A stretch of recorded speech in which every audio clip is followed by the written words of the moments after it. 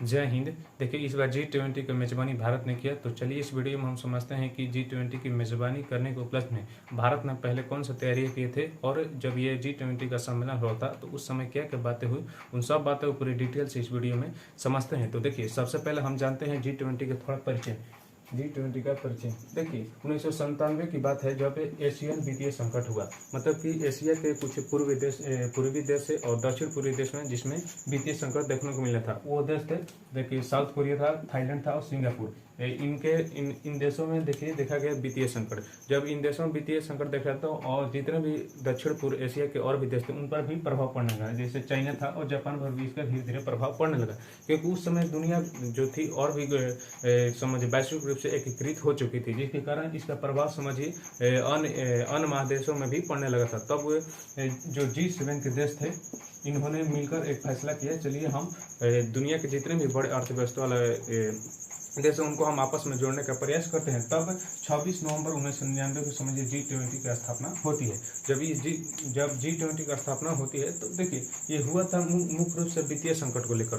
तब जब G20 की बैठक हो रही थी तो उस समय केवल फाइनेंस मिनिस्टर, मतलब जिस देश के वित्त मंत्रालय थे वो भाग लेते थे, और वहाँ के सेंट्रल बैंक गवर्नर, जो सेंट्रल बैंक के गवर्नर थे, ये मिलकर मुख्य रूप से G20 की बैठक में भाग लेते हैं। जो हम आज देखते हैं कि जितने भी देश के हेड हैं, जैसे कि पीएम हो गए, प्रेसिडेंट वो आते हैं। तो देखिए ये बाद में हुआ जब 2008 की बात है, जब ग्लोबल फाइनेंशियल रिसेशन मतलब विश्व आर्थिक मंदी 2008 में हुआ।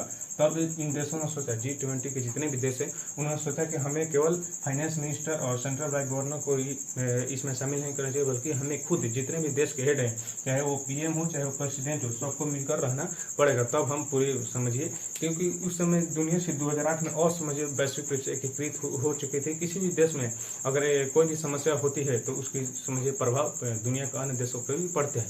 जिस कारण इन्होंने सोचा केवल फाइनेंस मिनिस्टर और सेंट्रल बैंक गवर्नर से काम नहीं चलेगा, बल्कि उस देश के जितने भी पीएम है और प्रेसिडेंट है उनको भी आपस में बैठकर समझ बातचीत करना पड़ेगा। तो इसी 2008 में जब जितने भी देश के पीएम प्रेसिडेंट से आपस में मिलना बैठना एक साथ हो गया, तब समझिए विश्व के अलग अलग देशों में G20 की बैठक होती है। इस समय भारत में हुआ।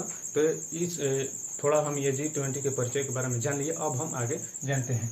देखिए तैयारी, तो इस समय G20 का मेजबानी भारत ने किया। तो तैयारी इसकी कैसी थी, तो देखिए जो इसकी तैयारी थी, इसका मुख्य रूप से बैठक को 9 से 10 सितंबर तक होने वाला था। लेकिन देखिए 7 सितंबर से पूरी तरह से तैयारी समझिए चल रही थी पूरी तरह से, और जितने भी जो मुख्य बात है वो 9 से 10 हुई। लेकिन जो 7 सितंबर उसके रात से समझिए पूरे जो दिल्ली है, दिल्ली में मेट्रो बंद कर दिया गया, वहाँ के बाजार समझिए बाजार बंद हो गए, दुकान बंद हो गए। और देखिए विशेष परिस्थिति में अगर कोई भारत का नागरिक हो जो कि बहुत ही उसकी हालत खराब हो, तो उसे विशेष कंडीशन में एम्बुलेंस की व्यवस्था कर दी गई थी। और जितने भी बाकी दुकानें थी, बाजारें थी, और जितने भी अन्य सड़क उन सबको बंद स्थगित कर दिया गया था। तो समझिए एक दिल्ली में जो था वह लॉकडाउन जैसी स्थिति लगने रहा था। लेकिन वहाँ के आप देखेंगे तैयारी भारत का अब दंग रहेंगे पूरी तरह से। G20 की मेजबानी करने के भारत ने जिस तरह से अपने अतिथि का स्वागत किया वो समझिए वो वास्तव में गौरवपूर्ण है। इसके बाद हम देखिए समझते हैं भारत ने सुरक्षा क्यों किया। अब सुरक्षा में क्या किया, देखिए भारत सबसे पहले तो भारत की जो संस्कार है वो है अतिथि का स्वागत। भारत ने अपने अतिथियों का स्वागत बहुत ही धूमधाम से किया। अगर आप जैसे जहाँ पर ये G20 का सम्मेलन हो रहा था उस रास्ते का आप देखेंगे पूरी तरह से एकदम साफ सुथरा, और जितने भी सुरक्षा तैनात पूरी तरह से तैनात कर दिए गए थे, जिसके कारण जितने भी देश के पीएम और प्रेसिडेंट हुए वो समझिए बिल्कुल खुश हो गए। इसके अलावा देखिए भारत के लिए गौरव की ये बात है, क्योंकि भारत के G20 का जो मेजबानी मिला है, यही समझिए अपने आप में बहुत बड़ी बात है। तो इस कारण से सुरक्षा किया और दंगा ना हो, क्योंकि देखिए भारत के कई ऐसे दुश्मन है जिसके कारण हो सकता है ये दंगा कर दे। इसके लिए पूरी तरह से समझिए फोर्सेस को तैनात कर दिया गया था, जिसके कारण कोई भी दंगा नहीं। और पूरी तरह से ये जो है G20 का सम्मेलन पूरी तरह से मतलब सफलपूर्वक ये संपन्न हुआ। देखिए अब हम जानते हैं कि इसमें क्या क्या हुआ।